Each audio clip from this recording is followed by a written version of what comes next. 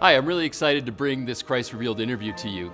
Let's go ahead and jump in. I once saw a video on YouTube, and it was talking about that there is no evidence of purpose in the universe. You look around the universe and look at all this empty space, there's no evidence of purpose. Now, apart from particular instances of teleology you might point to, like, well, what about this thing that's designed this certain way? And there's great arguments there. But it strikes me that just the ability to look around to see if there's evidence of purpose is itself an example of teleology and purpose. Yes. Who does that? Yes. Only people who have this capability to see purpose are people who are made to see purpose. There's a purpose built into that. You know what I'm saying? Yeah, I mean, the person who's making the assertion is, has a purpose in doing so. Yes, that's right. And in this particular case, though, he's looking for purpose in the universe. So it's not just like localized purpose. It seems to me that unless there is purpose, you wouldn't have the machinery to be able to look for it. That's right. Like you said,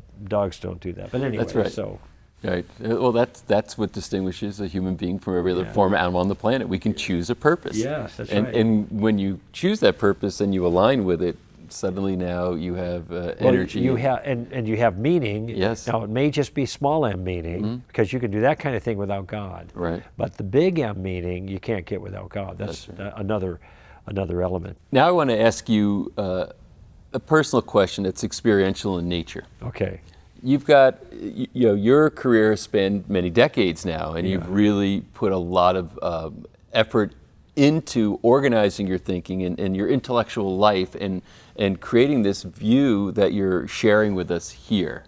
Along the way, during this period, when you look at the Bible, and you look at the New Testament, and there have been archaeological discoveries that corroborate what was there. So basically, there is the acceptance of this already, and then there's physical corroborative evidence, this many years later. Sure. My question is, and it's on the personal level. I mean, we can have the intellectual conversation, saying, "Wow, and this increased validation, increased conviction, all these great things that does." But I'm wondering what that feels like for you when these things would unfold with you committed your life to this. Yeah. And then these things emerge. Yeah. What did that feel like? Well, I imagine it's something like when you get married and you are obviously convinced of your choice, which is why you walk down the aisle and say, "I do," and your spouse has all of these virtues that you are now beginning to enjoy. But once you get married, that there are going to be a lot of surprises, things that just simply don't present themselves in single life or dating life. But when you're living together over time, you see these little things blossoming, and they're added bonus, if you will. And you think to yourself, "Wow, that's nice. I didn't know this came with the package too. Wow, that's great," And I think something like that is going on for me when I see these other things happening. There's a massive body of evidence, multiple lines of reasoning that I think bring justification, validation to my confidence and my convictions.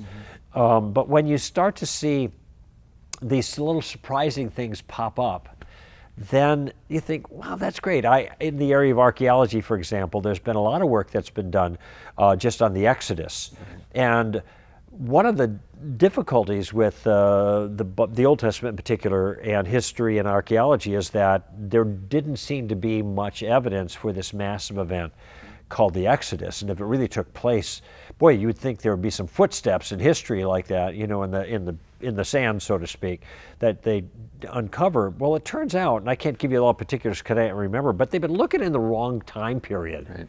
If you shift things over to another time period, there's a reason why they did that. They made a mistake, and it seems possibly that they did. You shift to a different time period, all of a sudden, all these things come together, and there's tremendous amount of evidence.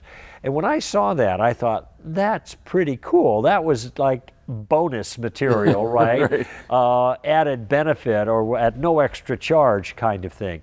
And not only that, when I'm privy to personal things that happen in people's lives, dramatic answers to prayers, dramatic manifestations of God's power in somebody's life. Now, these aren't the kind of things that happen in my life a lot. I mean, I'm not having miracles happen all the time. I'm not having miracles happening at all for the most part, if you think of the standard definition of a miracle. But at the same time, when I do see these things happen in other people's lives, that is an encouragement to my own conviction. So it's great when things like that happen. It's just like I said, bonus material.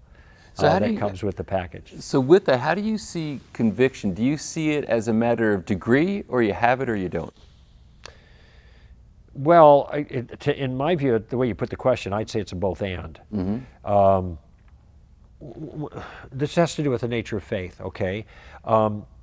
If you're going to take an airplane ride to go somewhere, okay, you are making your decision to climb on an airplane based on information that you have. And it may be good information. So this is a good airline. I know here's the travel plan, and they have good employees. The guy can fly the plane, et cetera, et cetera. So, okay, so you have a kind of faith or belief that comes before actually getting on the airplane. But when you get on the airplane, you do something different, right? Now you're all in, so to speak, all right? Now, what if you weren't quite so sure about that airplane?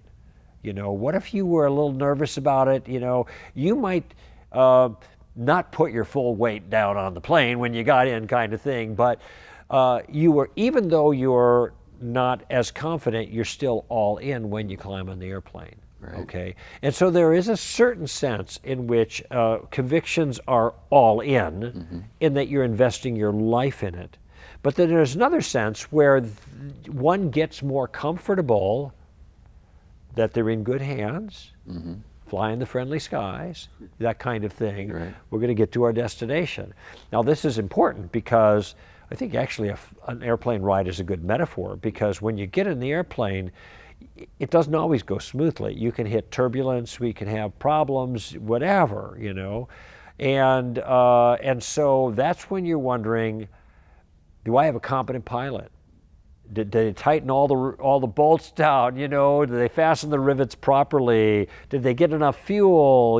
Who's running this thing after?